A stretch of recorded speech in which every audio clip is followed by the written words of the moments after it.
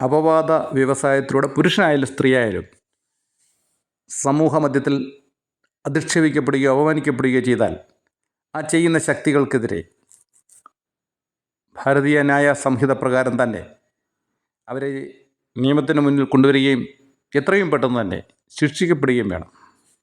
അല്ല, 51 വെട്ടും 61 വെട്ടും ചെയ്തിരുന്നവർ അവർ സ്വയം ഇവിടെ നീതി നടപ്പാക്കാൻ ശ്രമിക്കുന്നു. അവർ നാവ് വീഴൽ പരിപാടി എന്നാണ് തുടങ്ങിയത്? മൂക്കിലെ രോമം പറിക്കലും അതിനകത്തിൽ വരുന്നുണ്ടോ? എത്രയോ തിരിച്ചും പറയാൻ കാര്യങ്ങളുണ്ട് സാർ.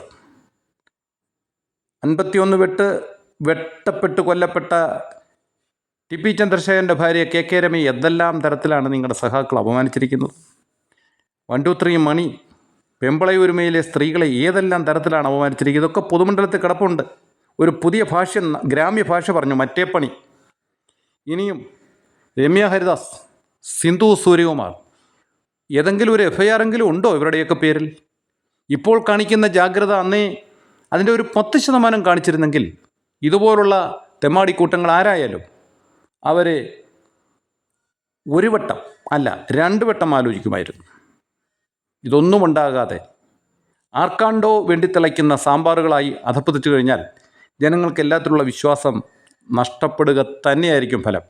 നീതി നടപ്പാക്കേണ്ടത് ഇവിടുത്തെ വ്യവസ്ഥാപിത മാർഗങ്ങളുണ്ട്. അല്ലാതെ സഹാക്കൾ നിയമം കയ്യിലെടുക്കുകയല്ല വേണ്ടത്. അതിൻ്റെ പേര് ഫാസിസം എന്നാണ്. ഫാസിസത്തിനെതിരെ വായ്ത്താരി നടത്തുന്നവർ ശ്രദ്ധിച്ചാൽ നന്ന്.